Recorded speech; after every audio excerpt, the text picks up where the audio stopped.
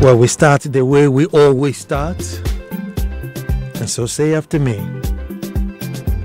Until the lions have their own historians, the tales of hunting would always glorify the hunter. And we shall say that again.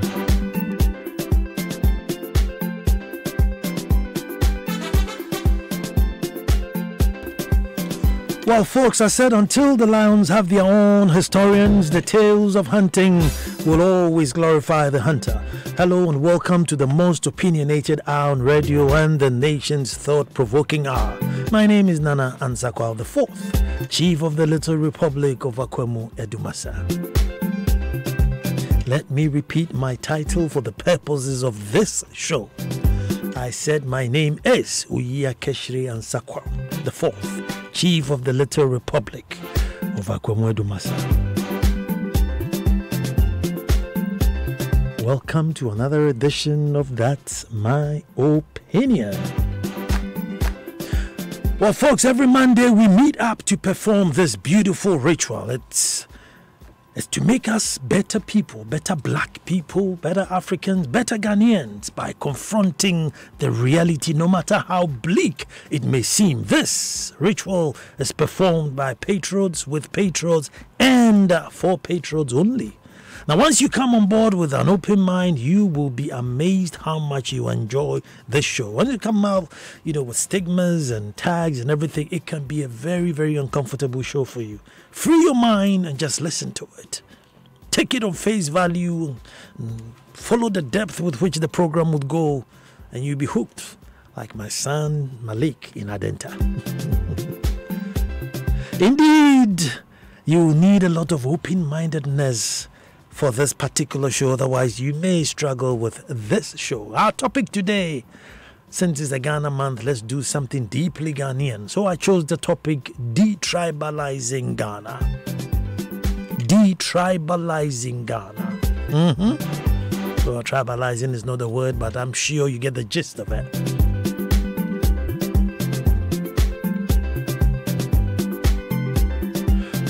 Let me go back to the Berlin Conference in 1884, when we had no borders.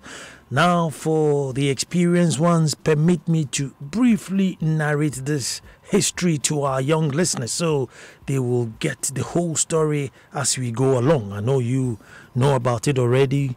But the young ones joining us, permit me, so I don't want to sound patronizing. Folks, the borders we see today in Africa were all created in Berlin by Great Britain, Belgium, Denmark, Portugal, Russia, Spain, Sweden, Turkey, and others, including the USA. With no rep from Africa, of course. USA dissented when they were doing the demarcation. They didn't want any part of it. Now, the interesting thing is that the Europeans were having challenges. Okay, let me go back again. Let me go back a little bit. The industrialization revolution was in its peak. The world needed palm oil, good timber, gold, precious stones. Which other land was blessed with all these things and yet was less defended? Yours truly, Africa. There we were. Within our soils were buried with all the necessary things to fuel up industrialization. Yet, as a great land as it wasn't that properly defended. So the Europeans came here and the looting of our resources began. Now the challenge, as I mentioned earlier, was that the Europeans were having misunderstandings amongst themselves as to who crosses into whose territory. Can you imagine? France will tell the Brits, "Oi, mon ami, last week I saw you hauling some gold ore, but that was my territory." The Brits will say, "No. Have you got your name on it? That couldn't have been your territory. That's ours."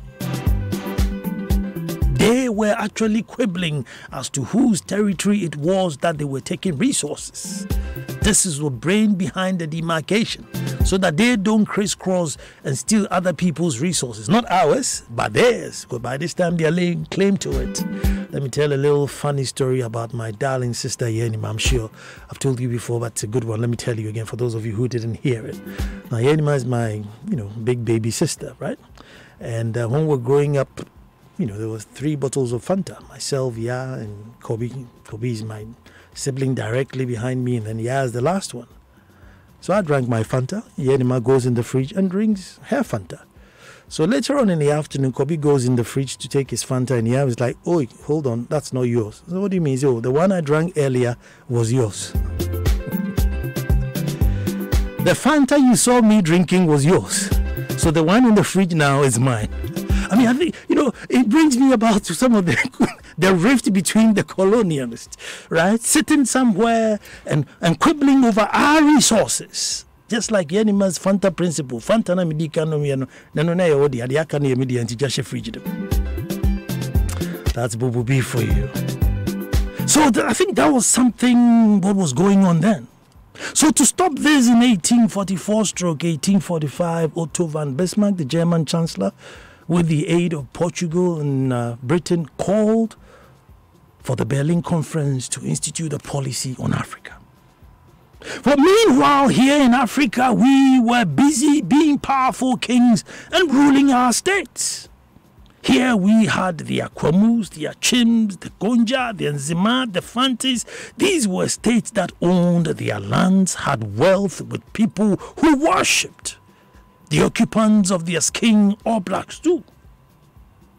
Now note I use the word worship, not serve, worship. Because I had the Yasum.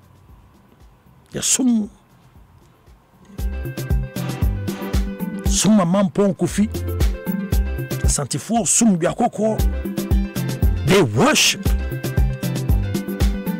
The worship is very powerful. It's a very deep commitment to a cause. Now, when the lines were drawn around us, were named as Gold Coast, all these powerful kings were put under one authority. This was not an easy task. So little by little, they took away the powers of the kings and gave it to the state. Yet to this day, we have never actually agreed in our hearts if we want to worship this state called Ghana. So on paper, the kings could not do certain things. Couldn't tax the people, incarcerate people, sentence or hear certain cases in the palace, things like rape, murder, incest, stuff like that, pedophilia was not supposed to be held in the palace. But in reality, the state in many places has not provided for the people. So the people have no choice but to fall on these same kings whose powers have been withdrawn for justice and protection. To them, they continue to worship their traditional leader. They would rather listen to them and obey them before listening to government or any central authority. Now hear me out here. Let's forget what the deal is on paper. Folks, we are all in Ghana, and according to the Berlin Conference and Nkrumah's declaration, we are now Ghana, with borders, lines drawn around us. Now, in the border towns, it's even more interesting. There are chiefs in Ghana whose lands are in Ivory Coast. There are old ladies in the Volta whose kitchens are in Togo. But we live in peace. Folks, in our culture, one of the most significant things we do is the honor and reverence given to authority, i.e., your chief, the paramountcy. Now, I said we worship them. Yasum Omaihene. Yasum Omaihene. Now, that's why we grow up, and without necessarily being taught, we have strong ties with our traditional states. And so you hear Akom Kotoi, Jamu Kumojam, the warrior who conquers warrior. The Asante who say Asante Kotoko, Kuma Pema, Apembeba. Meaning if you slaughter 1,000 more warriors will come. The Achims who say, "Me Achinkwa onum brim." I am a proud Achim who drinks from the Brim River. And all over the country, there are these sayings and these pledges that it's inherent in the people. And so they are leaning towards this traditional spirit, this sacred spirit that you can't touch. It's very strong. Folks, when the king of any state arrives at the Durbar grounds, everyone will stand until he's seated. And the pomp and pageantry and before he arrives, you know that yes, the big boy himself is coming. And there are certain protocols to show humility in their presence. You show absolute respect and humility in their presence. You don't even talk to them directly. You have to go through the linguist. Now, at the same time, at the same Durbar grounds, should the president of Ghana arrive, it will be announced. You come with his motorbikes, motorcade, everybody, with all as courtesy demand, we shall all rise. But note this, the paramount king and queen will not. They may, as a sign of affection, rise to hug, but not as a notice of higher authority.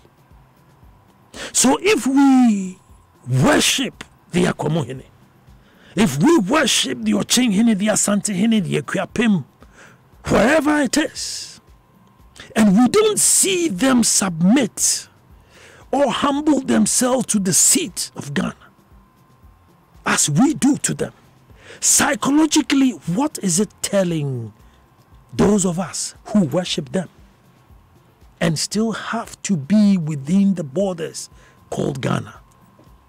So we are in the borders called Ghana. There is a central authority. I worship the Akwamohene, who does not rise when the central authority comes. Psychologically, what does it tell me? Now, last Saturday, I know this is a very dicey topic. So when we go to the phones, you have to go, take it easy, man. Take it easy when we get to the phones. Now, last Saturday, I was at a funeral at the State House. The president of Ghana was there. It was his cousin's funeral.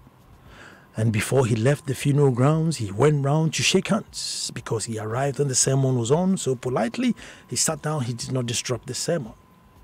Now, as he walked towards us, I stood up. And then the people in my entourage also stood up as if to say they were taking a cue from me. If I had sat down, they probably would have also sat down.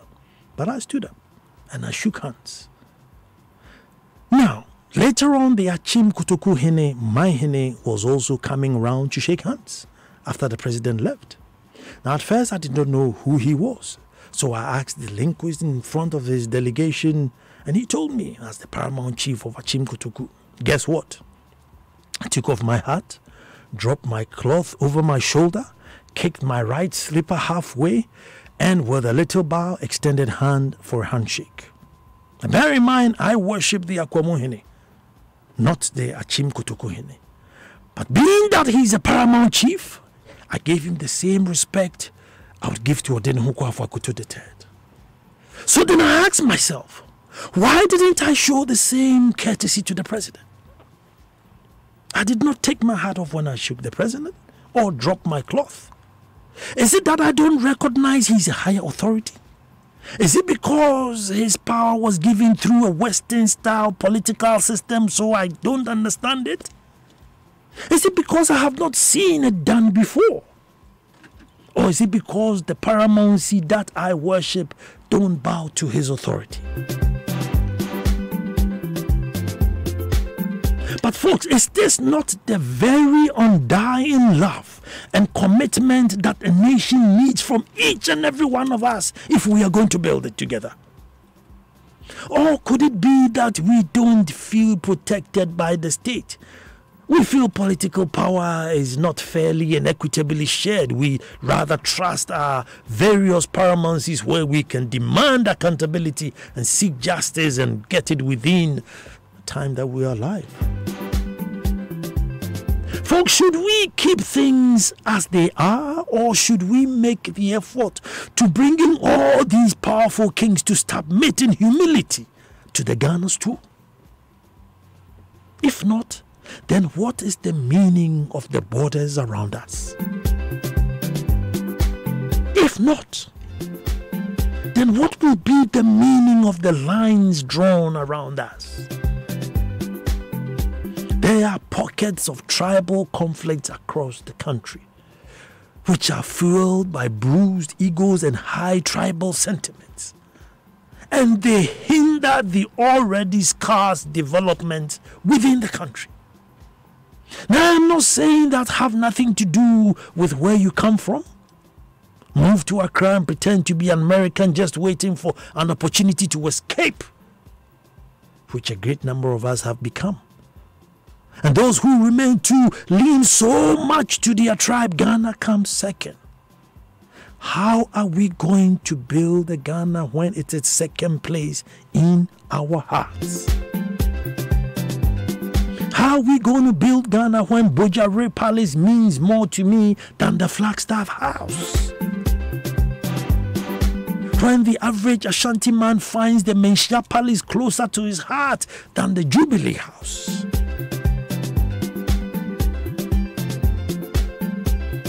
Folks, would you want to see your paramount chief stand as a matter of respect for the president?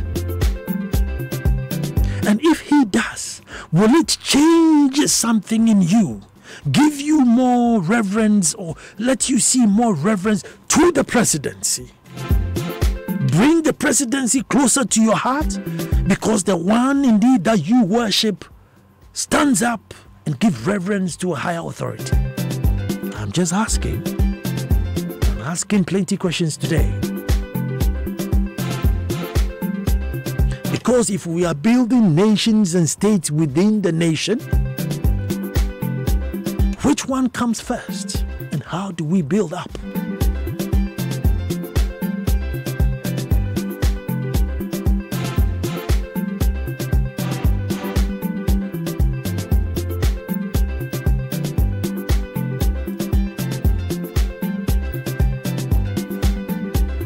All I ask for you today, be very measured in your tone, and let's have an open discussion. 0302 216 541.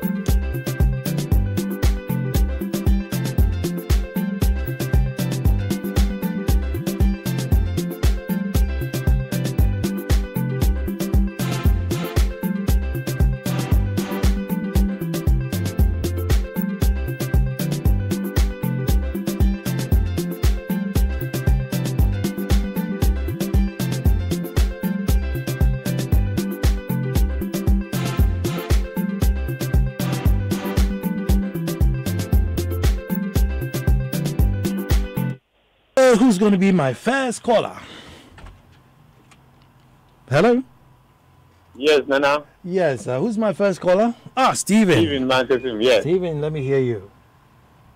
Well, it has been said, that Ghana does not have, it's a country without citizens. Because nobody sees the country as the first, point of call. But the Ghanaians only see the importance of calling himself or herself a Ghanaian when he or she wants a visa, a passport, or any travel document to go abroad. So, Nkrumah brought the senior high schools or secondary schools to bring Ghanaians together. And the unfortunate thing? Tell me. When they get to the university, they rather do tribal groups there. The current field at the University of Education, Winneba, has tribal underpinnings.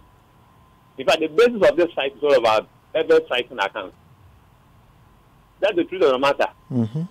But for me, look, if we give birth to our children and we don't indoctrinate them, like Mandela said, hate is taught, so love can also be taught. So the same way tribalism is indoctrinated into children, we can do so by removing it out of them. And look, all of us are equal in Africa. When we travel abroad, that's what they see us. So holding yourself as superior, I don't see it as a person coming from a certain tribe, speaking a certain language, seeing yourself as the most, I don't know what to call it, but I don't get it. All of us are suffering from the same problem, poverty all over. So what makes you think that your tribe is better than mine, or vice versa? Then I have a big problem in Africa. Thank you. Thank you very much. 0302216541. Kojo is in Pokwasi. Hello, Kojo. Hello. Good evening. Good evening. Please, how are you? I'm very well. Today there's an academic question. We thank God, Nana. Nana, you see, we have a problem in this country where our politicians don't see the breach of trust as anything. You see, because our community leaders, such as chiefs, sees a breach of trust as something which is a serious crime. So, the last time I was watching during the funeral rites of the late mother of the Otunfo, and I saw the president, before shaking hands with Otunfo, he had to bring down his clothes halfway. Yeah. So it's like we have that respect for our chiefs more than our politicians because of the breach of trust. They lie to us too much, but our chief doesn't. So that is the problem. If they will be truthful to us, we will see them. We give them the maximum respect as we give to our chiefs. It's just simple as that, Nana. Thank you very much. 0302216541. Hello. Hello, good evening. Good evening. Who am I talking to? Yeah, this is Doji calling from Aguzime. Let me talk to you. Yes, let me hear you. Yes. Thanks for the opportunity. In fact, this is a very interesting program, and it's been a headache when you look at how Ghana is being formed, like how the Europeans went and drew borders without consideration to their cultures or the tribes. It's one of the difficulties we face as a nation. So, it should be suggested that, if possible, regions should be drawn based on tribal lines, because basically, when we want to administer a region or something like that, it should be that the people should be able to relate to each other, or they should be able to do things like they should accept themselves first before they can reach out to each other. So it should be, and it's very good, the step that the government has taken to create regions for certain people who are deemed to be a bit like they are isolated or they are not relatable to a certain tribe in certain region. So we should show that line. It will be better for us as a nation. So it's very interesting. It's an interesting program. Thank you very much for tuning in. 0302216541. Now, what I'm trying to find out is, like, as a nation, as in most nations in the world, should there, as a sovereignty, should there be a central authority? Because in ours, we don't have a central authority. We have tribal authorities all dotted, minding their own business, and not a central authority. Should we have a central authority, or should we go as we're going? And if we go as we're going, then what's the position of Ghana? Kwame is in Botiano. Hello, Kwame. Yeah, hello, Nana. Yes, Kwame. Yes, good evening. Good evening, my brother. I'd like to make a contribution. In my opinion, I think I don't want to put a lot of blame on the Western European countries when it comes to the divisions that we see on the continent. Everything is up to us, and the world is a place of competition. We all have brains, and it's because we allowed all of these things to happen. It's as simple as that. Thank you very much. 0302216541.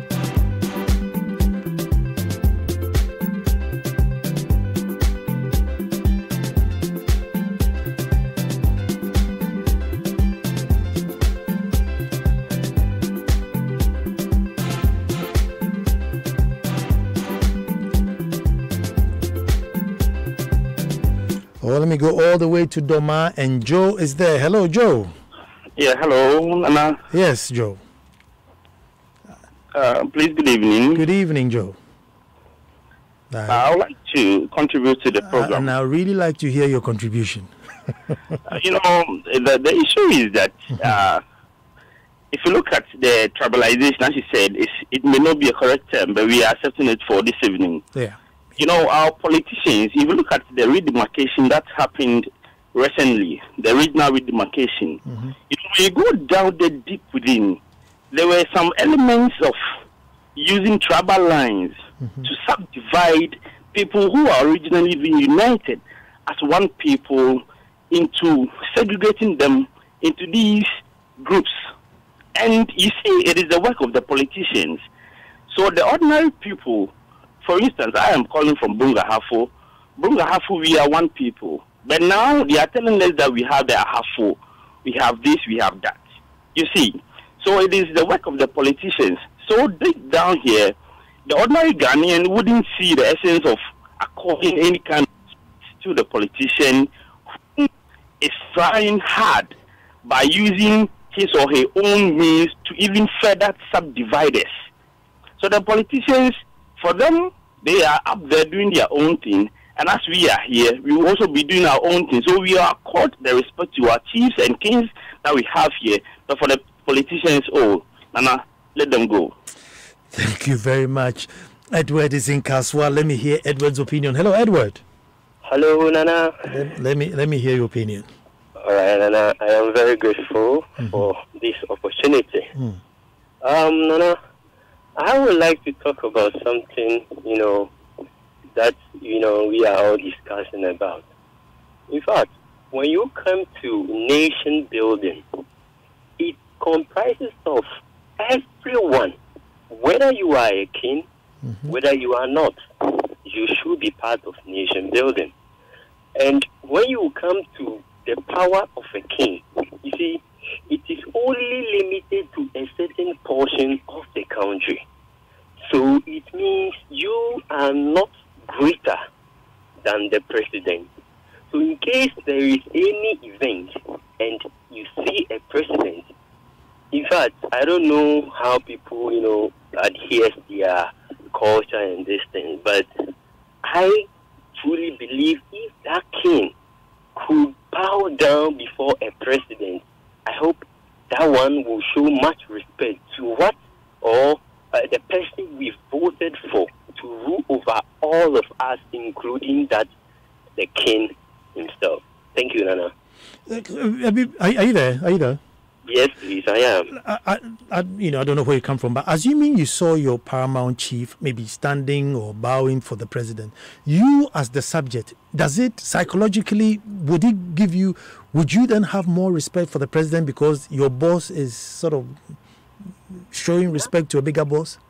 All right, when I see that, it will not affect me psychologically because it shows you the kind of, committed that you are to the nation, right?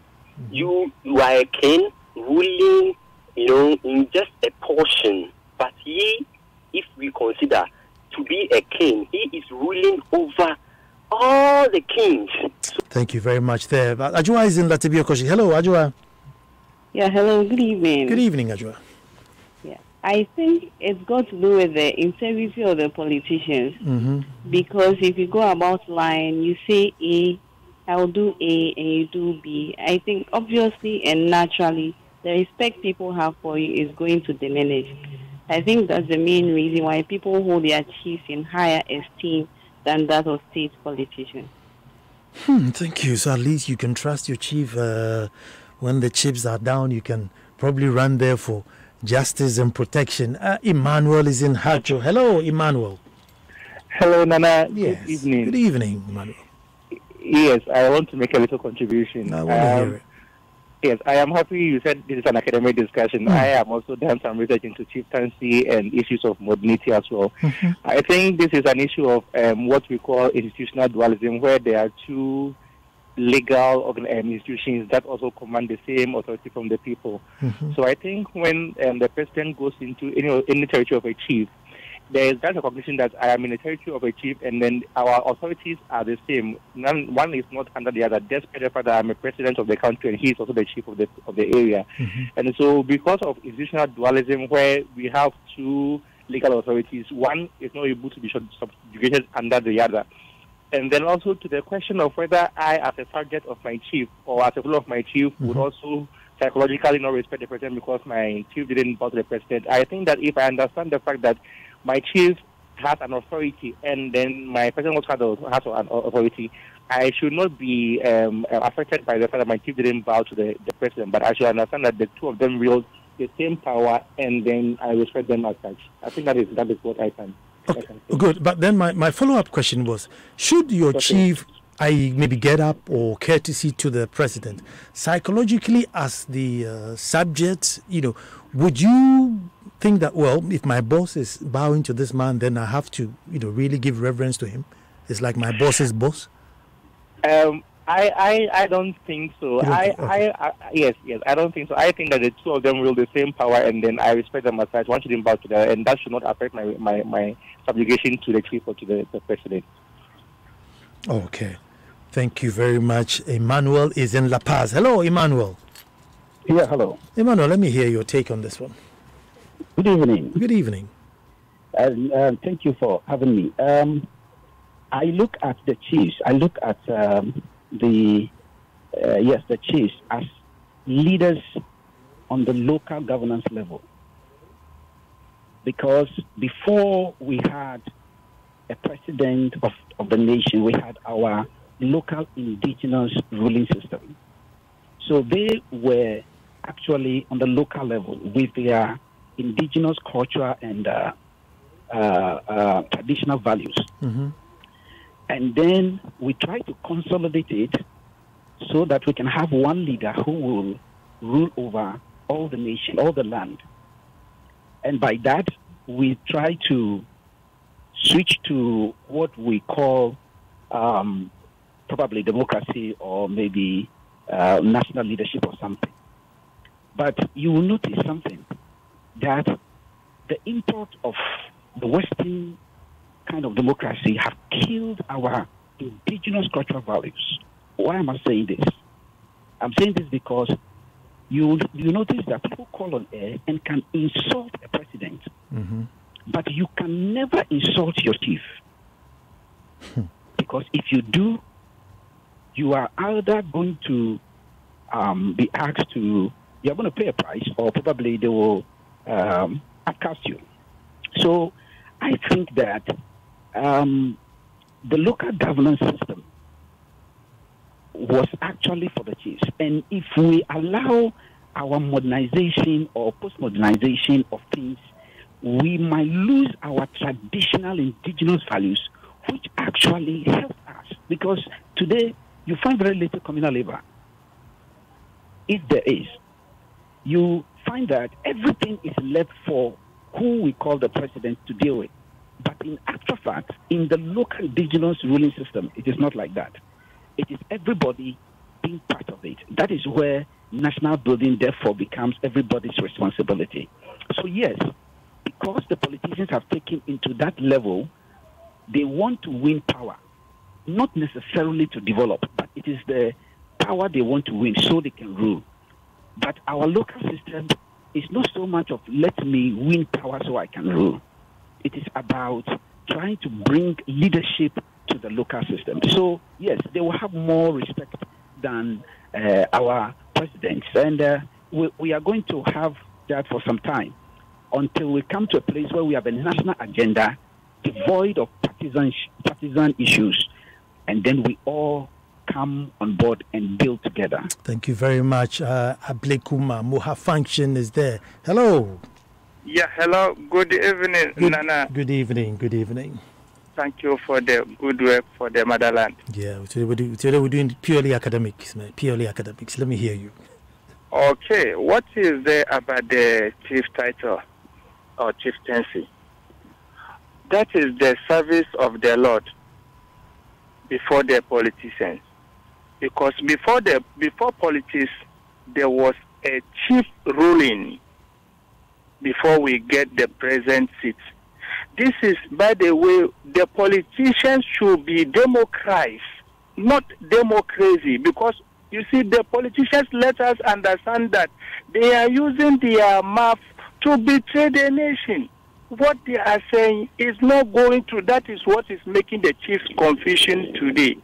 So if only we can understand what called the chief title is worshipping, that means we will not disrespect any king, either it's a child or elderly person, because once the name is given to him as a ruler, we have to give him the honor from the Lord, so that the nation motherland will be clarified from politicians and what we call chieftaincy, because a Hindi enye agro or say ohene kasa ema oman asundwe ni your friend say nko so eye den edeba nti aha yemfa to say ye to ohene anase omampeni a ne kasa eye esom ema yen etie for ase oman bapa na nyankopon enka ho no oma Ghana man enye kronkron man na etie for no o say otie masempa no a na trese na ne open na nyankopon amana ye ho ama ntino etienu na yepese yemfa nye djuma na manya misoro endi e kan na ne ye kan no ye ndi so o se ye nja ya ene ne o se wo ja ansana na ne o ka kiro mu so ya den e tie for na nyankopon ka ho. And the good people will say amen. Bernard is in Tema. Hello, Bernard. Hello, Nana. Yes. Yeah, good evening. Good evening, Bernard. Let me hear you. Yes, Nana, I just want to put this across. How do the UK relates to the Queen? Well, she's the central authority. When the Queen walks in, everybody stands up. You can't say I'm the Prime Minister or I'm the MP here, so I'm not going to recognize the Queen's authority. Exactly, Nana. I think that would be a perfect solution for us. We have the National House of Chiefs, and we have, I think they have a chairman who chair the whole National House of Chiefs. I think our main problem, since we now reverend our chief more than the politicians, power must be given to the chief through the National House of Chiefs. Because the politicians come to us, beg us for our vote. We don't vote for chiefs. In fact, when I'm in the midst and my chief appear, I have this type of fear to even approach the chief than to approach a politician. When we give our respect to the chiefs, I think our chiefs should take up the management of the country into their hands. Nana, I think we will go forward when we take this UK system into practice here in Ghana. That would be my suggestion, man. Thank you very much. The issue will now be that getting all the other big chiefs to submit to this central authority. But hey, it's an idea. Justice is in Teshi. Hello, Justice. Yes, good evening. Do justice to this topic for me. Yes, I'm going to do justice. I'm going to be very simple. Good. It's very short. When politicians begin to speak the truth and do the right thing, I think there's going to be peace everywhere in the country. God bless Mother Ghana. God bless you too.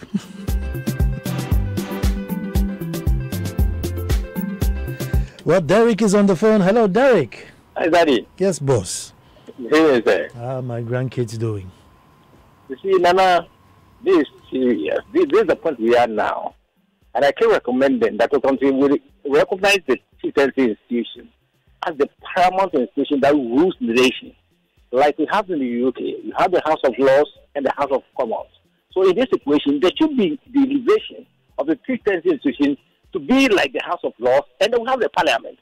Then the nation can develop. The as it stands now, we really cannot see who wields power. Traditionally or naturally, we were born to recognize our chiefs than the presidency, because we weren't being ruled by the presidents in the past. So we are more imbued with that sort of the authority, and we recognize that, cherish them. So why not give them their place in the governance system, so that at least the system can then move smooth and then develop? Because here they own the lands, and they know exactly what. Because not like you. See what you've done in Akwamo at Mata. Has any president been able to achieve get a percentage of that, of what for and other cities are doing? So your place should be recognized. I think that's my position. Thank you very much there. That was Derek. 0302-216-541. I will at any day, any time. Okay, let me stop reading this one. But this one says, good evening. The president has an expiry date, but our chiefs don't. They rule till they die. So probably that's why they pin their more hopes on the chiefs.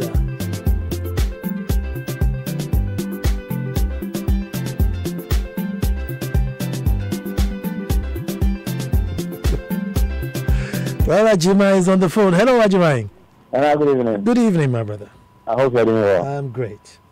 Yeah, great topic. For the fact that a chief will bow down the president because he's the overall in the whole country, I still have the maximum respect for the chief. The chief was not voted for. Once he finds himself in the royal family, he becomes a chief. And he's there till death. And because of dignity, I respect the traditional elders much more than the, educational ones. Let me speak it that way. You know what? The way our traditional judgment goes is so perfect to the extent that when there's an issue across board and the elders sit with the chief, the decision they will take will go down well with everybody present. Unlike this electronic one, order from above, though it is like this, but I return it to be like that. So to me, so far as the tradition is working, they still seem to be superior. That's my contribution, Anna. Thank you very much. Makwe is in Nungwa. Hello, Makwe. Yes, bro. Good evening. Good evening. Yeah, like I said, my name is Makwe from Nungwa. Sure. You know what? Looking at our chiefs, rule with dignity, for the truth. But with the politicians, they are full of lies. They preach A and they practice B. God bless Mother Ghana. God bless you too, Makwe.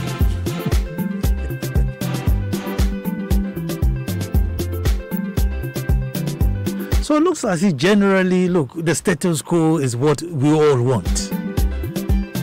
But I'm saying that the status quo makes Ghana second place. The status quo makes Ghana sort of a second place. And so to make Ghana a first place, let me find out from Kofi Mataeko. Hello, Kofi. Yeah, Nana, good evening. Good evening. Let me hear you. This is Kofi from Mataeko. Talk to me. One thing is that it shows that the presidential governance is alien to our very existence. That is why you will realize that people will attribute themselves and allegiance to their traditional authorities, that is their roots, more than the presidency. Okay, so the nation rather needs to develop from bottom up, which is from the family to the clan, to the towns, to the areas that the chiefs are ruling on before we get to the president. Nobody builds from top to bottom. Okay, but if we wanted to recognize the top and neglecting what is at the bottom, we will never get anywhere. So I am saying that the presidency governance is alien to us. That is why people will give reverence whatsoever to their traditional rulers more than the presidency. Thank you very much. Thank you very much. 0302216541. So I guess then the next question is, do we need that central figure that we all submit to? Do we need it? I think that's the question I should ask. Do we need that central figure? Somebody suggested that whoever becomes the, president of the House of Chiefs should be then the central figure that we all sort of submit to. When he says A, it's A. When he says B, it should be B. Do we need that? Or do we need this dual system where all the states have their heads of state and then the nation also has this, sort of head of state, and we're running side by side?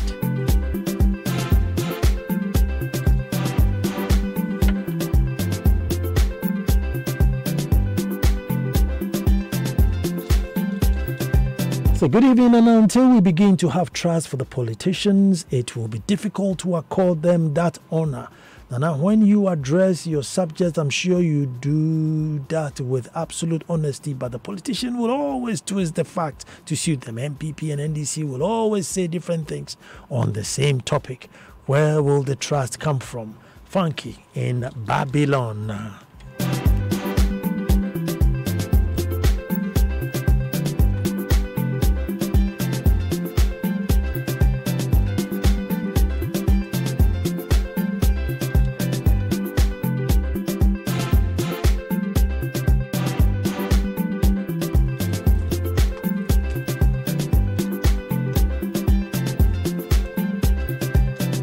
So it was just an academic question, folks.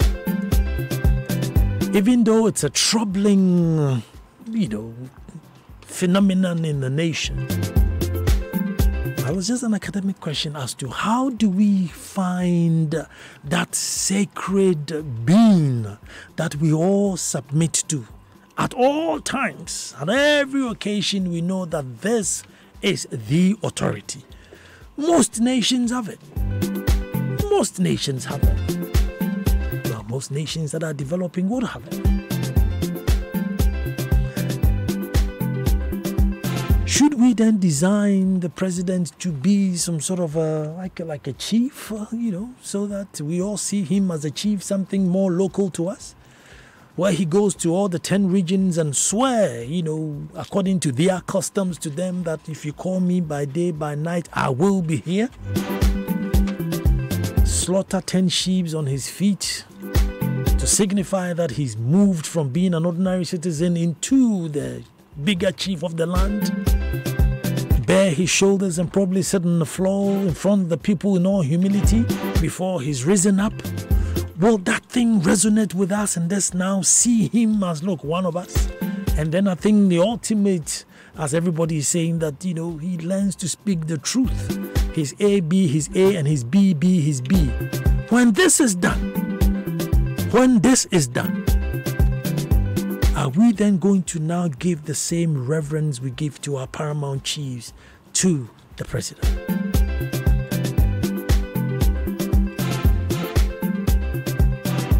It's an academic question.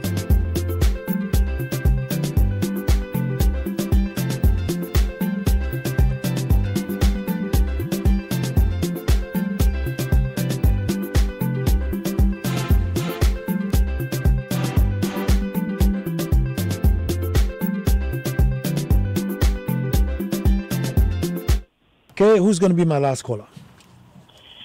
Yes, hi, Nana. Hi. Good evening. Good evening. Who's my last caller? My name is George. George, let me hear you. I think this is my first time calling into your show. But it's not the first time listening, right? Yes. In my opinion, I think that when the concept of nationhood, right? Yes, starts from. It starts from somewhere. It starts from a point where you have, as one of the earlier callers alluded to, from starting from the nuclear family to the extended family and then to the community and then the bigger society at large. As with where we've got into right now, you can presently see intermarriages amongst various tribes. And the contemporary Ghanaian, right? You have 10 seconds. Now, yes, the contemporary Ghanaian now is beginning to identify more or less with the Ghanaian identity rather than the traditional identity. Even with those traditional identities, right? They also started from a place where they also saw nationhood as building that state amongst the various individual clans that make up a certain tribe. George, all too soon. That's what time would allow us. I know you were making a really good point, but time has eluded me. News bulletin is up next, and then Overdrive is just up. The legendary Sammy Forsen will come and overdrive you home while you are thinking to yourself as you're driving home.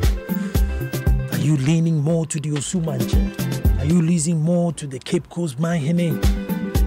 Or are you leaning towards Ghana? My name is Nana Nsakwal, the 4th Chief of the Little Republic of Akwamodu Masa. Until next Monday, let us come with you another opinion. Thank you so much for tuning in.